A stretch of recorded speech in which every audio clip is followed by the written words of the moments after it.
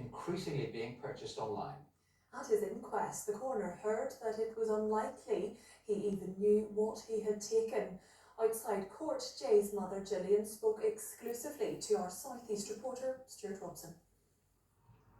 Every day, Gillian McCann holds memories of her son in her heart. Today, she held his photograph in her hands.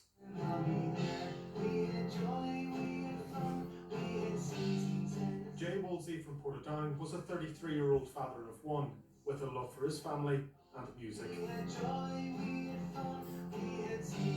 On the surface, it might look like everything was fine in Jay's life, but beneath his talents lay serious addiction issues that ultimately led to his death. He was a great fella, but he was a fella that struggled with mental health issues and later on addiction issues. He just couldn't seem to manage his moods, and he kind of showed that just by at times drinking too much and really self-medicating with alcohol. Jay had told his mum that he had stopped drinking alcohol, an apparent indication that he was turning his life around. But behind closed doors, his addiction deepened, part of that down to the dark web, an online labyrinth of secrecy, leaving no trace of purchases.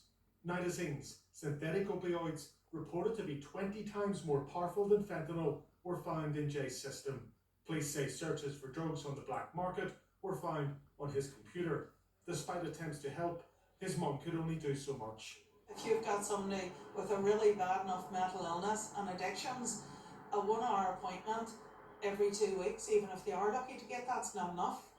I mean, Jay was on the list for the addiction clinic, and just on the week that he died, that's when he got a referral for it, and that was after 8 months. The court was told by a forensic scientist that it's possible Jay didn't even know what he was taking. Ultimately, it was this type of drug that killed him in August last year. Police say the origins of nitazines is widely unknown and that suppliers operate almost like a wholesale operation.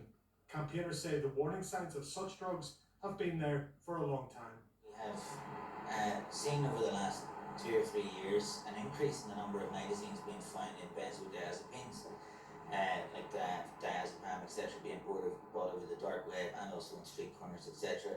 And we're seeing these nitazines appear in that supply, and if people are opioid naive and they're not used to using those substances, then we can have some very serious effects from them.